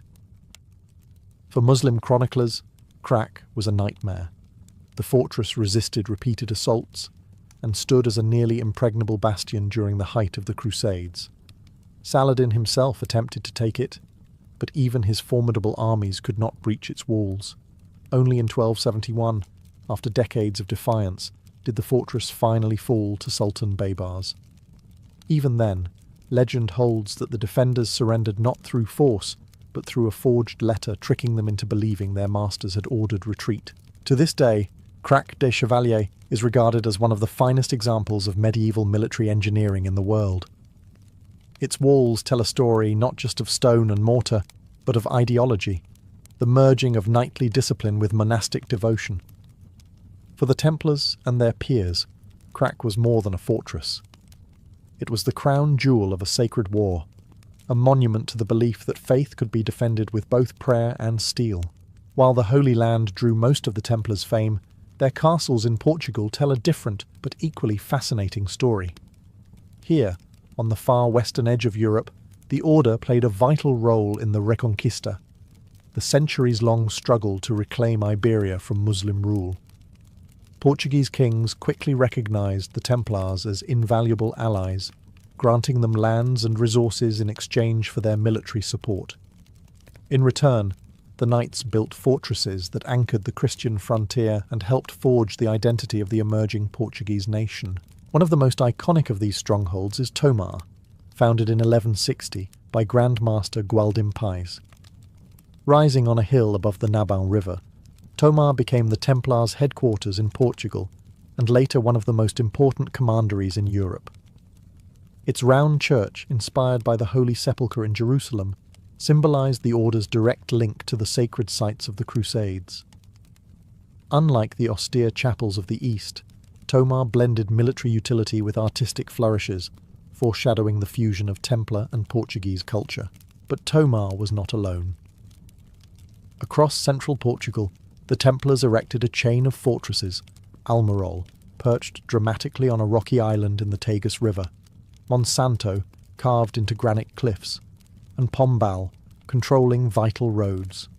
These castles were not merely defensive, they were statements of control. Each fortress secured conquered territory, safeguarded Christian settlers, and provided staging points for further campaigns southward. Their presence ensured that the frontier advanced steadily, brick by brick, stone by stone. The architecture of these Portuguese castles reflected both local tradition and Crusader innovation. Thick curtain walls, elevated towers, and narrow gateways mirrored Eastern designs, while their placement exploited Iberia's rugged terrain. Many of the fortresses also included cloisters and chapels, underscoring that these were not castles of feudal lords, but of warrior monks who lived by rule and prayer. In time, when the Templar Order was suppressed, their Portuguese holdings did not vanish. Instead, they passed into the hands of the Order of Christ, a successor institution that carried on Templar traditions. Under this banner, Portuguese explorers would sail into the Atlantic and beyond, using Tomar as both a spiritual and logistical base for voyages that reshaped the world. Thus, the Templar castles of Portugal stand as western bastions of their mission, fortresses that guarded a frontier, forged a kingdom, and laid the foundations for global exploration. In England, the Templars' castles and commanderies carried a slightly different purpose than their counterparts in the Holy Land or Iberia. Here, the Order was less concerned with defending contested frontiers and more invested in consolidating wealth, training recruits, and safeguarding the flow of resources that sustained the crusading effort abroad.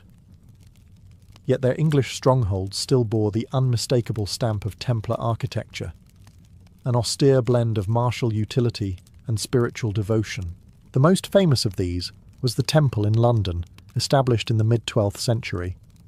While not a fortress in the traditional sense, it was a fortified enclave in the very heart of the city. Its round church, modelled after the Holy Sepulchre in Jerusalem, remains one of the best surviving examples of Templar design in Western Europe. Here, knights trained, prayed, and managed the financial dealings of the order. The London Temple became a hub of international banking, where monarchs deposited treasure and pilgrims secured safe passage to the east. Its defences were less about battlements and more about law, influence, and the sacred authority the order wielded. Beyond London, the Templars established castles in strategic rural sites. In Lincolnshire, they fortified Witham and Temple Brewer, both serving as centres of administration and recruitment. Templehurst in Yorkshire and Rothley in Leicestershire were similar outposts, less massive than Crack or Tomar, but vital nodes in the Templar network. Each included a chapel, cloisters, and barns, combining monastic simplicity with military readiness. Their defensive features were modest, moats, walls, and towers, but their role was crucial: to collect rents, train knights, and funnel wealth toward the crusading front. These English sites reveal another dimension of Templar architecture: symbolism. Round churches, echoing the shape of Jerusalem's most sacred shrine, created a direct architectural link between England and the Holy Land. For medieval worshippers, entering such a space meant stepping into a small fragment of Jerusalem itself. The walls of these churches were plain, but their geometry carried powerful meaning, suggesting unity, eternity, and divine perfection. Though few of England's Templar castles rivaled the scale of Crac de Chevalier or Tomar, their influence was no less significant. They stitched the order into the social and economic fabric of the realm, ensuring that English wealth and manpower flowed eastward in support of the crusading cause. Today, the surviving round churches and ruins of preceptories stand as quiet reminders that the Templar mission was global, stretching from the deserts of Syria to the heart of London. If the Holy Land was the battlefield of the Templars, France was their heartland. It was here that the order was born in the early 12th century, and it was in French soil that many of its most important commanderies and fortresses took root. Unlike the massive bastions of the East, French Templar sites often combined the functions of monastery, manor, and fortress. They were centres of administration and recruitment, but their architecture still bore the unmistakable character of an order that lived by the sword and the cross. One of the most notable sites was the commandery of La Couvertoirade in southern France. Surrounded by rugged plateaus, it became a fortified village where knights and local inhabitants lived side by side. High stone walls, towers, and a formidable gate protected not just the knights, but also the community that supported them. Within the walls stood a chapel, barracks, and storage houses, practical, austere, and utterly Templar. The fortress reflected the dual purpose of the order, to defend and to provide sanctuary. In central France, places like Arville and Pains served as training grounds for recruits. These were not sprawling castles like Crac de Chevalier, but self-contained compounds with chapels, halls, and defensive walls. They reflected the order's disciplined lifestyle: simple quarters, communal dining, and constant readiness for military service. Every structure was designed to remind the knights of their vows. No luxury, no excess, only what was necessary for devotion and defence. French Templar sites also played a vital financial role. They stored donations, managed estates, and provided the wealth that funded campaigns in the Holy Land. For this reason, many commanderies were fortified not against armies, but against bandits and rival lords who might be tempted by the treasures within. The architecture was pragmatic: walls, towers, and moats that deterred opportunistic raids while projecting an aura of authority. Yet beyond stone and mortar, these castles carried symbolism. The chapels, often plain but geometric, echoed the simplicity of Cistercian design, linking the Templars to the wider reform movement of the Church. The round structures, when present, evoked the Holy Sepulchre, reinforcing the order's spiritual mission. France was also where the Templars met their tragic end. Castles that had once symbolised strength became prisons, when King Philip IV turned against the order in 1307. Many were confiscated, repurposed, or abandoned. Still, the ruins of French commanderies whisper of the days when the Templar network stretched from humble farms to impregnable strongholds, all united in service to a cause greater than any single kingdom. In Spain, the Knights Templar were drawn into one of medieval Europe's longest and most defining struggles, the Reconquista. Here, castles were not just symbols of power. They were critical tools of survival on a frontier that shifted constantly between Christian and Muslim control. Spanish kings welcomed the Templars, granting them vast tracts of land in exchange for military service, and the order responded by raising fortresses that anchored the Christian advance. One of the most iconic of these was the Castle of Ponferrada in Leon. Originally a Roman outpost, it was rebuilt and expanded by the Templars in the late 12th century. The fortress grew into a sprawling complex of towers, courtyards, and thick curtain walls, guarding the pilgrims' road to Santiago de Compostela. Pilgrims found safety within its gates, while enemies found an imposing wall of stone blocking their ambitions. The blend of utility and faith, the protection of travellers bound for a holy shrine, was quintessentially Templar. Farther east, in Aragon, the castle of Monzon became a crucial Templar stronghold. Rising from a rocky hill, it commanded the surrounding plains and served as both fortress and training ground. It gained fame as the place where the young King James I of Aragon was raised under Templar guardianship, highlighting the order's role not only as warriors, but also as political players. Monzon's design reflected their disciplined style: massive walls, rectangular towers, and austere interiors punctuated by chapels that reminded the knights of their vows. Other fortresses, like Peñíscola on the Mediterranean coast and Miravet overlooking the Ebro River, demonstrated the order's skill in adapting architecture to diverse landscapes. Peñíscola rose dramatically from a rocky promontory surrounded by sea, while Miravet's layered walls and Romanesque chapel created a commanding presence above fertile valleys. Each fortress was tailored to its environment, yet carried the same message. The Templars were immovable defenders of Christendom. The Spanish Templar castles reveal the order's dual role in Iberia. They were guardians of borders and protectors of pilgrims, but they were also instruments of colonization, securing new territories for Christian settlement. When the order was dissolved in the early 14th century, many of these fortresses passed into the hands of rival military orders such as Calatrava or Montesa, ensuring their continued use in the Reconquista. Today, their ruins still crown Spain's hills and coastlines, reminders of an age when the cross and the sword were carved not only into history, but into the very stones of the land. Beyond the towering presence of Crac des Chevaliers, the Templars maintained a network of castles across the Holy Land that embodied their mission: to secure pilgrim routes, defend Christian enclaves, and project authority deep into contested territories. Each fortress was a statement of endurance, a declaration that the Knights of the Temple were not temporary crusaders, but permanent guardians of Christendom in the East. One of the most important of these was Safed, perched high in Galilee. Rebuilt by the Templars in the mid-13th century, it commanded sweeping views over valleys and trade routes. Safed was more than a military post. It was an administrative centre, complete with living quarters, storerooms, and a chapel. Its altitude made it nearly unassailable, a fortress in the sky that reminded both allies and enemies that the Templars were watching from above. In the deserts of Jordan, the castle of Kerak stood as another bastion. Although primarily held by other Crusader lords, the Templars often cooperated in its defence. Its massive walls and deep dungeons symbolised the brutal realities of frontier warfare. Further north, at Bagras and Tortosa, Templar castles guarded crucial mountain passes and coastal lines, creating a chain of strongpoints that supported both trade and military movement.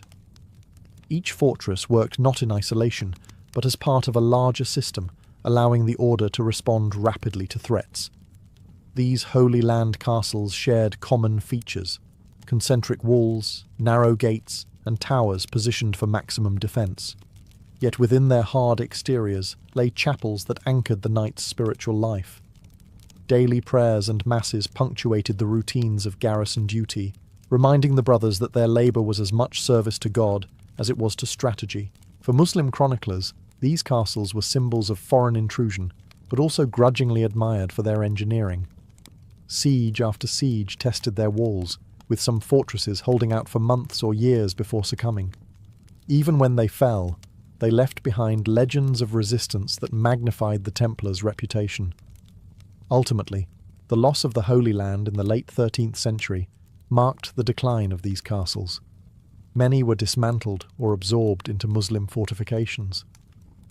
Yet their ruins still cling to hillsides and coastlines, silent witnesses to the age when warrior monks built outposts of both faith and war at the very heart of the Crusades. Templar castles were not merely fortresses of war, they were sermons written in stone. Every arch, wall, and chapel was infused with spiritual meaning, reflecting the order's dual identity as both monks and warriors. While their fortifications had to withstand catapults, sieges, and fire, their architecture also spoke of obedience, discipline, and the eternal struggle between good and evil. One of the clearest expressions of this symbolism lay in the round churches built within or beside their castles. Modelled on the Church of the Holy Sepulchre in Jerusalem, these circular sanctuaries reminded knights that they were spiritually tied to Christ's tomb, the very centre of their mission. To worship in such a space was to stand, symbolically, in Jerusalem itself, even if the castle lay in England or France. The circle also carried deeper meaning: unity, eternity, and the divine order that the Templars believed they defended with their swords. Crosses carved into walls, gateways, and towers reinforced this message.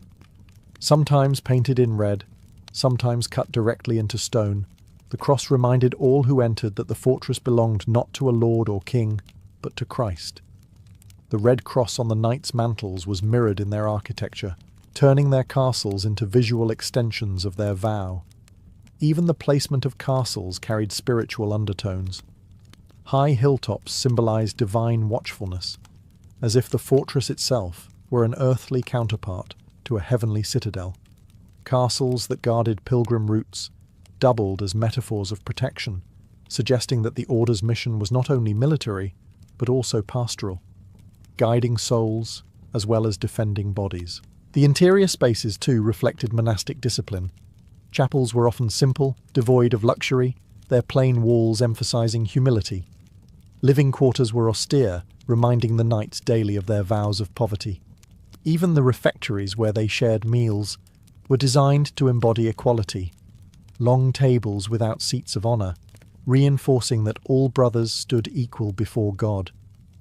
To outsiders, this symbolism could appear intimidating, even secretive. The combination of martial strength and spiritual imagery gave rise to rumors of hidden rites and esoteric meanings. Yet to the Templars themselves, the message was clear. Their castles were earthly reflections of a higher divine order. In stone, they proclaimed the union of cross and sword, faith and fortitude. Thus, Templar castles were never just about walls and towers. They were about identity, visible monuments to a brotherhood that sought to embody heaven's order on earth. When the Templar order was dissolved in the early 14th century, their castles did not vanish with them. Stone has a way of outlasting human institutions, and the fortresses of the temple continued to stand long after the knights themselves were dragged to trial or burned at the stake. Some were seized by kings hungry for wealth and land, others were handed over to rival military orders, and a few quietly crumbled into ruin. Yet, in every case, the legacy of Templar architecture endured.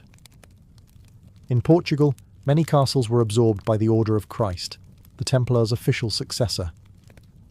Tomar, with its iconic round church, became the spiritual and logistical heart of Portuguese expansion, nurturing the explorers who would launch voyages into the Atlantic and beyond.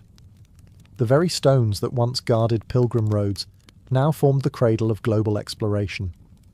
In this way, the architectural legacy of the Templars helped lay the groundwork for the Age of Discovery. In Spain, castles like Monzon, Miravet, and Peñíscola passed to the Order of Montesa or other knightly groups who continued the struggle of the Reconquista. Their walls remained frontiers of war until the last Muslim strongholds fell centuries later. Even stripped of their original owners, the fortresses carried forward the martial and spiritual mission that had inspired their construction. Elsewhere, the story was darker. In France, many Templar commanderies were confiscated by the crown and repurposed as secular estates. Some became prisons, others administrative centres. The aura of secrecy that had surrounded their chapels and halls only grew in legend, fueling tales of hidden treasures, secret passages, and curses that lingered in the stones. England's round churches, like those in London and Cambridge, survived dissolution by being adopted into the fabric of later institutions. The Temple Church in London, for example, passed into the care of the legal societies that still occupy the area today.